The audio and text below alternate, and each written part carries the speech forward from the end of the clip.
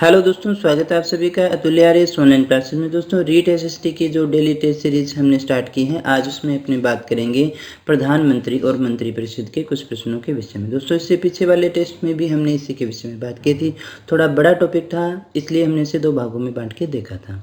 आज अपने second part के विषय में बात करेंगे। ये जो टॉपिक है वो आपकी यूनिट नंबर 5 का टॉपिक है और आज अपने इस टॉपिक से 25 प्रश्नों के विषय में बात करेंगे। सारे के सारे जो प्रश्न हैं वो ऑब्जेक्टिव रहने वाले हैं। दोस्तों, काफ़ी इंपॉर्टेंट है आज का टॉपिक। देखिएगा दोस्तों, ये हमारी यूनिट नंबर 5 है और इस 5वीं यूनिट के अंदर ये और ये अपने पढ़ चुके हैं। अभी अपने प्रधानमंत्री और मंत्रिपरिषद के विषय में बात कर रहे हैं। नेक्स्ट टेस्ट के अंदर हम उच्चतम न्यायालय को देखेंगे, सुप्रीम कोर्ट को देखेंगे। दोस्तों, इसको अच्छे से तैयार कर लीजिएगा। अगर आपको इसको वीडियो देखना है तो प्लेलिस्ट में इसका लिंक मिल जाएगा। ऊपर आई बटन पर प्लेलिस्ट का लिंक है, वहाँ पर जाकर के आप देख सकते हैं। डिस्क्रिप्शन में भी इसका लिंक दे दिया गया है, वहाँ पर जाकर के आप इसको अच्छे से पढ़ सकते हैं और कल के टेस्ट में खुद को चेक कर सकते हैं कि आपको कितना याद हुआ है। दोस्तों, तो चलिएगा शुरू करते हैं आज के टेस्ट को और देखते हैं आज का हमारा पहला प्रश्न कौन सा है। दोस्तों, आज का हमारा पहला प्रश्न है, अनुच्छेद 75 के संदर्भ में कौन सा कथन सही नहीं है। ये चीज़ हमेशा ध्यान रखा करिएगा। हमें बताना है कौन सा सही नहीं है। ये 4 ऑप्शन हमारे सामने है। पहला है, प्रधानमंत्री की नियुक्ति राष्ट्रपति करेगा। मंत्रिपरिषद के सदस्यों की संख्या लोकसभा की संख्या के 15% से अधिक नहीं होगी। सभी मंत्री प्रधानमंत्री के प्रसाद पर्यंत कार्य करेंगे या पद धारण करेंगे। मंत्रिपरिषद सामूहिक रूप से लोकसभा के प्रति उत्तरदायी होगी। यहाँ हमें बताना है कि आर्टिकल 75 का संबंध इनमें से किसके साथ नहीं है या कौन सा इसके संबंध में सही नहीं, कौन सा इसके संबंध में सही कथन नहीं है, हमें ये बताना है। दोस्तों, क्या है इसका सही आंसर? इसका जो सही आंसर है वो है, सभी मंत्री प्रधानमंत्री के प्रसाद पर्यंत पद धारण करेंगे। प्रसाद पर्यंत धारण तो करते हैं लेकिन प्रधानमंत्री के नहीं होता। हम इसको राष्ट्रपति मान के चलते हैं। दोस्तों, इसका जो सही आंसर होगा वो होगा 3 नंबर। बाकी भी देख लीजिएगा। ये बात सही है कि प्रधानमंत्री की जो नियुक्ति है वो राष्ट्रपति करता है, पीछे भी हमने देखा था। और मंत्री कितने बनाए जा सकते हैं, कितने मंत्री बनाए जा सकते हैं, जितनी भी लोकसभा की संख्या है उसके 15% ही बनाए जा सकते हैं, उससे ज़्यादा मंत्री अपने नहीं बना सकते हैं। और ये हमारा कथन गलत हो ही गया। मंत्रिपरिषद सामूहिक रूप से किसके प्रति उत्तरदायी होती है? लोकसभा के प्रति उत्तरदायी होती है। दोस्तों, बात करते हैं अगले प्रश्न की। दूसरा हमारा प्रश्न है, भारत सरकार के मंत्रियों के वेतन और भत्ते किसके द्वारा निर्धारित होते हैं? कौन निर्धारित करता है? हमें बताना है कौन निर्धारित करता है वेतन एवं भत्ते भारत सरकार के मंत्रियों के। क्या प्रधानमंत्री करता है, राष्ट्रपति करता है, मंत्रिपरिषद करता है या फिर संसद करती है? दोस्तों, क्या होगा इसका सही आंसर? तो दोस्तों, इसका जो सही आंसर है वो है संसद। संसद के द्वारा जो है वेतन और भत्ते तय किए जाते हैं। घटाने बढ़ाने का जो भी कार्य है वो संसद के द्वारा किया जाता है। बढ़ाया जाता है, घटाता तो कौन है? दोस्तों, देखिएगा, यहाँ संसद को याद रखिएगा। बात करते हैं अगले प्रश्न की। अगला हमारा प्रश्न है, मंत्रिपरिषद लोकसभा के प्रति सामूहिक रूप से उत्तरदायी है। ये हमने पिछले प्रश्न में भी बात की। मंत्रिपरिषद जो है वो सामूहिक रूप से किसके प्रति उत्तरदायी है? लोकसभा के प्रति उत्तरदायी है। इसका मतलब क्या है, क्या अर्थ समझते हैं? सभी मंत्री अपने कार्यों के लिए लोकसभा के प्रति उत्तरदायी हैं। दूसरा, सभी मंत्री अपने कार्यों के लिए राज्यसभा के प्रति उत्तरदायी हैं। सभी मंत्री एक दल की भांति कार्य करेंगे। 1 व 3 दोनों। क्या होगा दोस्तों इसका सही आंसर? ध्यान से पढ़िएगा। लोकसभा के प्रति सामूहिक रूप से उत्तरदायित्व का मतलब क्या है? क्या है इसका सही आंसर? इसका सही आंसर है 4 नंबर। यानी ये बात भी सही है और ये बात भी सही है। सभी मंत्री अपने कार्यों के लिए लोकसभा के प्रति उत्तरदायी होते हैं। ये कथन सत्य है, ये सही नहीं है। सभी मंत्री एक दल की भांति कार्य करेंगे, इस प्रकार से अपने इसको देखते हैं। बात करें अगले प्रश्न की। चौथा हमारा प्रश्न है, जब लोकसभा मंत्रिपरिषद के विरुद्ध अविश्वास प्रस्ताव पारित करती है। हमने क्या कहा? मंत्रिपरिषद के विरुद्ध लोकसभा में अविश्वास प्रस्ताव पारित होता है तो क्या होगा? लोकसभा से चुने गए सभी मंत्रियों को त्यागपत्र देना पड़ता है। राज्यसभा से चुने गए सभी मंत्रियों को त्यागपत्र देना पड़ता है। 1 व 2 दोनों, या फिर केवल प्रधानमंत्री को त्यागपत्र देना पड़ता है। जब मंत्रिपरिषद के विरुद्ध अविश्वास प्रस्ताव आ गया तो क्या होगा दोस्तों? क्या होगा? तो इसका सही आंसर क्या है? 3 नंबर, यानी 1 व 2 दोनों। देखिएगा, सभी मंत्रियों को त्यागपत्र देना पड़ता है। और मंत्री देखिएगा, हमने कहा कहीं से भी बना हो। मंत्री कहाँ से बनाया जा सकता था? राज्यसभा से भी बन सकता है, और मंत्री जो है वो लोकसभा से भी बनाया जा सकता है, कहीं से भी हो सकता है। इसलिए दोनों प्रकार के मंत्रियों को जो है वो त्यागपत्र देना पड़ता है, यानी मंत्रियों को त्यागपत्र देना पड़ता है, चाहे वो कहीं से भी हो। बात करते हैं 5वें प्रश्न की। अभी तक पद पर रहते हुए कितने प्रधानमंत्रियों की मृत्यु हो चुकी है? 2, 3, 4, 5, कितने की हो चुकी है दोस्तों? इसका जो सही आंसर है वो है 3। 3 प्रधानमंत्री ऐसे हैं जिनकी मृत्यु हो चुकी है। नेहरू, इंदिरा गांधी और एक थे हमारे लाल बहादुर शास्त्री। ये 3 प्रधानमंत्री हैं जिनकी पद पर रहते हुए मृत्यु हो चुकी है दोस्तों। बात करें अगले प्रश्न की। छठा हमारा प्रश्न है, यदि कोई मंत्री मंत्रिमंडल के किसी निर्णय से सहमत नहीं है, हमने क्या कहा, कोई ऐसा मंत्री है वो मंत्रिमंडल के निर्णय से सहमत नहीं है, तो क्या होगा? उसे राष्ट्रपति संज्ञान लेकर के हटा सकता है, उसे त्यागपत्र देना पड़ता है, वह मंत्री बना रह सकता है, या फिर इनमें से कोई नहीं। क्या होगा दोस्तों इसका सही आंसर? इसका जो सही आंसर है वो है उसे त्यागपत्र देना पड़ता है। यदि कोई मंत्री मंत्रिमंडल के किसी डिसीजन से सहमत नहीं है तो उसे त्यागपत्र देना पड़ेगा, क्योंकि यहाँ पर सारे साथ रहते हैं दोस्तों। हमने पीछे भी देखा था, सामूहिक उत्तरदायित्व के अंदर एक दल के रूप में कार्य करते हैं, सारे एक साथ तैरते हैं और सारे एक साथ ही डूबते हैं दोस्तों। बात करें अगले प्रश्न की। 7वां हमारा प्रश्न है, किसने कहा था कि कैबिनेट वह धुरी है जिसके चारों ओर पूरी राजनीतिक मशीनरी घूमती है? ये कथन है, हमें बताना है किसने कहा है। सर जॉन मैरियट ने, डॉक्टर अंबेडकर ने, चर्चिल ने, या फिर जवाहरलाल नेहरू ने? किसने कहा है दोस्तों? तो दोस्तों इस प्रश्न का जो सही आंसर है वो है सर जॉन मैरियट ने ये कथन कहा है। बात करें अगले प्रश्न की। 8वां हमारा प्रश्न है, भारत के केंद्रीय मंत्रिपरिषद की बैठक की अध्यक्षता कौन करता है? मंत्रिपरिषद की बैठक है, उसकी अध्यक्षता कौन करेगा? राष्ट्रपति करेगा, उपराष्ट्रपति करेगा, प्रधानमंत्री करेगा, या फिर मंत्रिपरिषद के सदस्य बारी बारी से करते हैं? क्या होगा इसका सही आंसर? इसका सही आंसर है प्रधानमंत्री। मंत्रिपरिषद की बैठकों की अध्यक्षता कौन करता है? प्रधानमंत्री करता है दोस्तों। बात करें 9वें प्रश्न की। 9वां प्रश्न है, मंत्रिपरिषद के सदस्यों को पद की गोपनीयता की शपथ कौन दिलवाता है? राष्ट्रपति दिलवाता है, उपराष्ट्रपति दिलवाता है, लोकसभा अध्यक्ष दिलवाता है, या फिर सर्वोच्च न्यायालय के मुख्य न्यायाधीश दिलवाते हैं? कौन दिलवाता है दोस्तों? हमने कहा मंत्रिपरिषद के जो सदस्य हैं उनको पद की गोपनीयता की शपथ कौन दिलवाएगा? राष्ट्रपति, उपराष्ट्रपति, लोकसभा अध्यक्ष, या फिर सर्वोच्च न्यायालय के मुख्य न्यायाधीश? कौन होता है दोस्तों इसका सही आंसर है राष्ट्रपति। मंत्रिपरिषद के सदस्यों को पद की गोपनीयता की शपथ दिलवाता है राष्ट्रपति। बात करें अगले प्रश्न की। मंत्रिपरिषद में मंत्रियों की संख्या मंत्रिमंडल के समान होती है, मंत्रिमंडल से कम होती है, मंत्रिमंडल से अधिक होती है, इनमें से कोई नहीं? क्या होगा दोस्तों इसका सही आंसर? देखिएगा दोस्तों, यहाँ पर हमने 2 बातें की हैं, एक तो है मंत्रिमंडल और एक है मंत्री परिषद। हमने कहा इन दोनों में कंपैरिजन क्या होगा, तुलनात्मक रूप से हम देखते हैं। तो हमने ये कहा था कि मंत्रिमंडल में कौन से मंत्री होते हैं? केवल कैबिनेट मंत्री होते हैं। मंत्री परिषद में कैबिनेट वाले भी हैं, राज्य मंत्री भी हैं और उप मंत्री भी होते हैं। तो अब बताइएगा ज़्यादा कौन से में होंगे? क्या इनका तुलना करेंगे तो कौन सी बात है? क्या मंत्रिमंडल के समान होती है क्या? नहीं। मंत्रिमंडल से कम होती है क्या?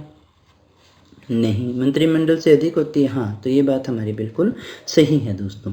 मंत्रिपरिषद में मंत्रियों की संख्या मंत्रिमंडल से ज़्यादा होती है। बात करें अगले प्रश्न की। मंत्रिपरिषद में निम्न में से कौन सा शामिल नहीं रहता है? कैबिनेट मंत्री, राज्य मंत्री, उप मंत्री, संसदीय सचिव। हमने कहा मंत्रिपरिषद में कौन सा इनमें से शामिल नहीं होगा दोस्तों? इनमें से शामिल नहीं है संसदीय सचिव। ये वे मंत्री होते हैं जो काम सीख रहे हैं दोस्तों। ये 3 जो हैं वो मंत्रिपरिषद में शामिल होते हैं, लेकिन ये मंत्रिपरिषद में शामिल नहीं होते हैं।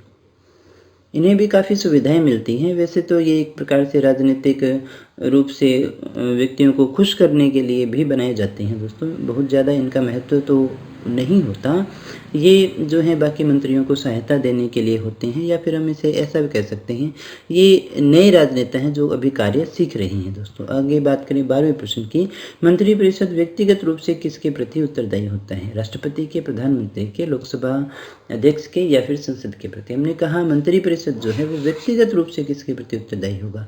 सामूहिक रूप से तो हमने बात की ही थी कि वो लोकसभा के प्रति उत्तरदायी होती है। व्यक्तिगत रूप से पूछे तो दोस्तों उसका सही आंसर होगा राष्ट्रपति, वह राष्ट्रपति के प्रति उत्तरदायी होती है। 13वें प्रश्न की बात करें, भारत में मंत्रिपरिषद के अधिकतर सदस्य लिए जाते हैं लोकसभा से, राज्यसभा से, नौकरशाही से, या फिर अंतर्राज्यीय परिषद से? हमने कहा मंत्रिपरिषद के अधिकतर सदस्य कहाँ से लेते हैं अपने, कहाँ से लेंगे दोस्तों लोकसभा से लेते हैं। दोस्तों हमारे यहाँ क्या है, लोकतंत्र है, तो जनता से चुने हुए सीधे जो लोग आते हैं वो कहाँ से आते हैं, लोकसभा से।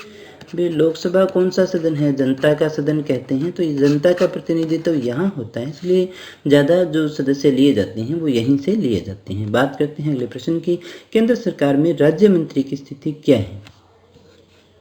राज्य मंत्री जो होता है उसका पद कहाँ तक है, उसकी वैल्यू क्या है? वह राज्यपाल द्वारा नामांकित व्यक्ति होता है, वह राज्य मंत्रिमंडल द्वारा नामांकित व्यक्ति होता है, वह राज्य सरकार के हितों की देखभाल करता है, वह केंद्र सरकार का ऐसा मंत्री होता है जो मंत्रिमंडल का सदस्य नहीं होता है। कौन सी बात इनमें से सही है? राज्य मंत्री की स्थिति क्या है दोस्तों, क्या है? तो इसका सही आंसर है 4 नंबर। देखिएगा हमने क्या कहा, वह मंत्री तो होता है, ऐसी बात नहीं है कि वो मंत्री नहीं होता है, वो मंत्री तो होता है लेकिन वो मंत्रिमंडल का सदस्य नहीं होता, क्योंकि मंत्रिमंडल में केवल और केवल कैबिनेट मंत्री आता है। फिर ये किसका सदस्य होता है? ये सदस्य होता है मंत्रिपरिषद का। बात करें अगले प्रश्न की, 15वां हमारा प्रश्न है, यथार्थ मंत्रिपरिषद कब तक पद पर बना रहेगा? जब तक कि उसे विश्वास प्राप्त हो। किसका विश्वास प्राप्त हो? राष्ट्रपति का, प्रधानमंत्री का, संसद का, या फिर लोकसभा का? मंत्रिपरिषद कब तक रहेगी? तभी तक रहेगी जब तक उसे किसका विश्वास प्राप्त हो? बिल्कुल सही है, लोकसभा का विश्वास प्राप्त हो। दोस्तों चौथा जो ऑप्शन है उसका बिल्कुल सही होगा। बात करते हैं अगले प्रश्न की, 16वां हमारा प्रश्न है, मंत्रिपरिषद के वित्तीय कार्यों में शामिल है। मंत्रिपरिषद का वित्तीय कार्य कौन सा है? वित्तीय कार्यों में किसे शामिल करते हैं? बजट तैयार कर संसद में पेश करना, भारत के आकस्मिक निधि से व्यय किए जाने वाले व्यय को नियंत्रित करना, कोई विधेयक धन विधेयक है या नहीं यह प्रमाणित करना, समय समय पर वित्त आयोग की नियुक्ति करना। क्या होगा दोस्तों इसका सही आंसर? मंत्रिपरिषद का वित्तीय कार्य क्या है? इसका सही आंसर है दोस्तों पहला, यानी बजट तैयार करना और संसद में पेश करना, ये वित्तीय कार्यों में शामिल होता है। दोस्तों आगे बात करते हैं अगले प्रश्न की, 17वां हमारा प्रश्न है, यदि कोई मंत्री राज्यसभा का सदस्य है तो क्या वह लोकसभा में अपना वक्तव्य दे सकता है? हाँ, नहीं, केवल धन विधेयक के विषय में, केवल वित्त विधेयक के विषय में? क्या होगा दोस्तों इसका सही आंसर? इसका सही आंसर होगा हाँ। यदि मंत्री तो देखिएगा राज्यसभा लोकसभा से कहीं से भी बनाया जा सकता है, और वो देखिए वक्तव्य अपना दे सकता है लोकसभा में भी, हाँ, लेकिन उसे मतदान का अधिकार नहीं होता, वो एक अलग बात है, लेकिन वक्तव्य वो कहीं पर भी दे सकता है दोस्तों, चाहे वो किसी भी सदन का सदस्य हो। अगर राज्यसभा का सदस्य और वो मंत्री है तो लोकसभा में अपना वक्तव्य दे सकता है। बात करें अगले प्रश्न की, निम्नलिखित में से किस परिस्थिति में मंत्रिपरिषद विघटित नहीं हो सकती? हमने कहा कौन सी ऐसी कंडीशन है जिसमें मंत्रिपरिषद विघटित नहीं होगी? किसी मंत्री के त्यागपत्र से, प्रधानमंत्री की मृत्यु से, प्रधानमंत्री के पद त्याग से, प्रधानमंत्री की पदच्युति से। किससे नहीं होगी दोस्तों? कब प्रभाव नहीं पड़ेगा? प्रभाव नहीं पड़ेगा यदि कोई मंत्री त्यागपत्र दे देता है, तो इसका सही आंसर क्या होगा? पहला होगा दोस्तों। बात करें अगले प्रश्न की, 19वां हमारा प्रश्न है, मंत्रिपरिषद से पद त्याग करने के लिए मंत्री किसे अपना पद त्याग संबोधित करता है, अपना त्याग पत्र संबोधित करता है? यानी यहाँ पूछा जा रहा है त्याग पत्र किसे देगा मंत्री? राष्ट्रपति को, उपराष्ट्रपति को, प्रधानमंत्री को, या फिर लोकसभा अध्यक्ष को? किसको देगा दोस्तों? क्या होगा इसका सही आंसर? दोस्तों इसका सही आंसर है राष्ट्रपति। किसने लगाया था उसको? राष्ट्रपति ने लगाया था, तो उसे दे देता है अपना त्यागपत्र अगर वो अपनी सीट को छोड़ना चाहता है। 20वां प्रश्न है हमारा अगला प्रश्न, मंत्रिपरिषद किस सिद्धांत पर कार्य करती है? मंत्रिपरिषद जो है वो कार्य करती है कौन से सिद्धांत पर? निजी उत्तरदायित्व सिद्धांत पर, सामूहिक उत्तरदायित्व सिद्धांत पर, उपयुक्त दोनों पर, या फिर इनमें से कोई नहीं? किस पर कार्य करती है मंत्रिपरिषद? दोस्तों इसका सही आंसर है दोनों पर, निजी उत्तरदायित्व के रूप में भी है और सामूहिक उत्तरदायित्व के रूप में भी। हमने देखा भी था, सामूहिक रूप से वो लोकसभा के प्रति उत्तरदायी होती है और व्यक्तिगत रूप से वो राष्ट्रपति के प्रति उत्तरदायी होती है दोस्तों। इसलिए सही आंसर कौन सा हो गया? ये दोनों होंगे, इसलिए तीसरा आंसर हमारा बिल्कुल सही रह जाता है दोस्तों। बात करें अगले प्रश्न की, 21वां हमारा प्रश्न है, ऐसे प्रश्न बहुत ज़्यादा पूछे जाते हैं दोस्तों आजकल। स्वतंत्र भारत के प्रथम मंत्रिमंडल में केंद्रीय शिक्षा मंत्री कौन थे? गुलजारी लाल नंदा थे, सरदार बलदेव सिंह थे, मौलाना अबुल कलाम आज़ाद थे, या फिर सी डी देशमुख थे? हमें बताना है पहले हमारे केंद्रीय शिक्षा मंत्री कौन थे। अच्छा प्रश्न है, बहुत अच्छा प्रश्न है, शिक्षा से संबंधित है, शिक्षक बनने जा रहे हैं इसलिए पूछा जा सकता है। क्या होगा इसका सही आंसर? इसका सही आंसर है 3 नंबर, यानी मौलाना अबुल कलाम आज़ाद। दोस्तों इसके अलावा अगर आपको कुछ याद करना है तो आप ये भी याद कर लीजिएगा, प्रधानमंत्री की जो लिस्ट है उसको भी अच्छे से देखिएगा, कौन सा कब बना था, किसके पद पे रहते हुए मृत्यु हो गई, किसने कब त्याग पत्र दे दिया था, कितने सबसे कम समय तक रहने वाला कौन है, सबसे लंबे समय तक रहने वाला कौन है, इस तरह के प्रश्न पूछ लिए जाते हैं। यहाँ पर आपसे प्रधानमंत्री और मंत्रिपरिषद जो टॉपिक दे रखा है उसमें 2 प्रकार के प्रश्न आपसे पूछे जा सकते हैं। एक तो देखिएगा इसकी कार्यप्रणाली और अनुच्छेद वगैरह है वहाँ से, दूसरा कि प्रधानमंत्री कौन है, कब बना, इस बार वाले के विषय में भी पूछा जा सकता है। तो ये सारे प्रश्न जो हैं हमारे लिए महत्वपूर्ण होते हैं। बात करें अगले प्रश्न की, 22वां हमारा प्रश्न है, स्वतंत्र भारत के प्रथम वित्त मंत्री कौन थे? कौन थे दोस्तों? Doctor John Mathai, C D Deshmukh, Jairam Das Daulatram, या फिर सी राजगोपालाचारी? कौन थे? हमें बताना है भारत के पहले वित्त मंत्री कौन थे। तो दोस्तों सही आंसर कौन सा है? डॉक्टर जॉन मथाई जो थे हमारे स्वतंत्र भारत के प्रथम वित्त मंत्री थे। बात करें 23वें प्रश्न की, निम्नलिखित में से किसका भारत के संविधान में स्पष्टतः उल्लेख नहीं है? हमने क्या कहा, उल्लेख तो नहीं है पर परिपाटी के रूप में पालन किया जाता है। किस चीज़ का? वित्त मंत्री निम्न सदन का होना चाहिए, प्रधानमंत्री यदि निम्न सदन में बहुमत खो दे तो उसे त्यागपत्र दे देना चाहिए, मंत्रिपरिषद में भारत के सभी भागों का प्रतिनिधित्व हो, अपनी पदावधि की समाप्ति के पूर्व ही राष्ट्रपति और उपराष्ट्रपति दोनों एक साथ पद त्याग करने पर संसद के निम्न सदन का अध्यक्ष राष्ट्रपति का कार्य वहन करेगा। दोस्तों इसमें आंसर कौन सा होगा? सबसे लंबे वाला नहीं होगा, है ना। कई बार अपने ये बात भी की थी कि सबसे लंबा हो तो उसको पहले देख लेना चाहिए। देख लो तो राष्ट्रपति का कार्यवहन करता है क्या? ये तो हमारा क्या हो गया, बिल्कुल ही गलत हो जाता है दोस्तों। तो दोस्तों फिर इसका सही आंसर क्या होगा? हमने कहा किसका संविधान में स्पष्ट उल्लेख नहीं है पर परिपाटी है। परिपाटी क्या है दोस्तों? तो दोस्तों इसका जो सही आंसर है वो है ऑप्शन नंबर 3। ये कोशिश की जाती है कि जब भी मंत्रिपरिषद बने, जब भी मंत्री बनाए जाते हैं तो उसमें सभी वर्ग, सभी समुदाय और सभी राज्यों को खुश किया जाए, यानी सभी भागों का समान रूप से प्रतिनिधित्व हो जाए। इसलिए ऐसा नहीं है किसी एक स्थान से पर्टिकुलर मंत्री बना लिया जाए, जो हमारा पूरा भारत है उसके सभी भागों को सम्मिलित करने का प्रयास किया जाता है। दोस्तों बात करें अगले प्रश्न की, वह प्रधानमंत्री जिन्होंने संसद सत्र में उपस्थित हुए बिना ही त्यागपत्र दे दिया था कौन थे? मोरारजी देसाई, इंदिरा गांधी, चौधरी चरण सिंह थे, या फिर लाल बहादुर शास्त्री थे? कौन थे दोस्तों? दोस्तों इसका जो सही आंसर है वो है चौधरी चरण सिंह। ये आपको याद भी होगा, छोटा कार्यकाल था इनका। बात करें अगले प्रश्न के, 25वें प्रश्न के, जो आज का हमारा अंतिम प्रश्न भी है, स्वतंत्र भारत के पहले गृह मंत्री कौन थे? हमें बताना है स्वतंत्र भारत के पहले गृह मंत्री कौन थे दोस्तों। ऑप्शन है गुलजारी लाल नंदा, जगजीवन राम, सी राजगोपालाचारी, या फिर सरदार वल्लभ भाई पटेल? क्या होगा दोस्तों इसका सही आंसर? तो दोस्तों इसका जो सही आंसर है वो है चौथा ऑप्शन, सरदार वल्लभ भाई पटेल जो थे वो भारत के पहले गृह मंत्री थे दोस्तों।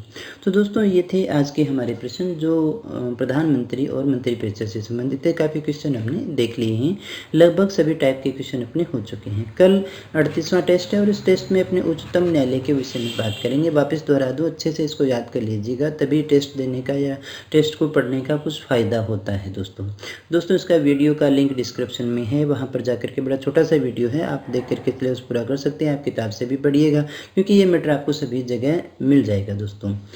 अगर ये क्लास आपको अच्छी लग रही हो, ये प्रोग्राम अच्छा लग रहा हो तो वीडियो को लाइक कर दिया करें। किसी प्रकार के सुधार की आवश्यकता हो, कोई क्वेरी हो तो कमेंट करके मुझे ज़रूर बताइएगा। और हाँ, दोस्तों के साथ में शेयर ज़रूर कीजिएगा ताकि ज़्यादा से ज़्यादा लोगों तक पहुँच सके और उनको भी लाभ मिल सके दोस्तों। और दोस्तों, अगर आप चैनल पे पहली बार आए हो तो चैनल को सब्सक्राइब कर लेना, और अगर अभी तक नहीं किया है तो भी कर लेना। दोस्तों, किसी भी प्रकार की पीडीएफ के लिए आप हमारे टेलीग्राम चैनल को ज्वाइन कर सकते हैं। किसी प्रकार के इन्फॉर्मेशन के लिए भी टेलीग्राम चैनल को ज्वाइन करें, या हमारी ऑफिशियल जो वेबसाइट है atulyaryas.in उसे विजिट कर सकते हैं दोस्तों। तो दोस्तों, मिलते हैं कल के टेस्ट में कुछ नए प्रश्नों के साथ, कुछ और नई जानकारी के साथ। तब तक बने रहिए हमारे साथ। Thank you very much.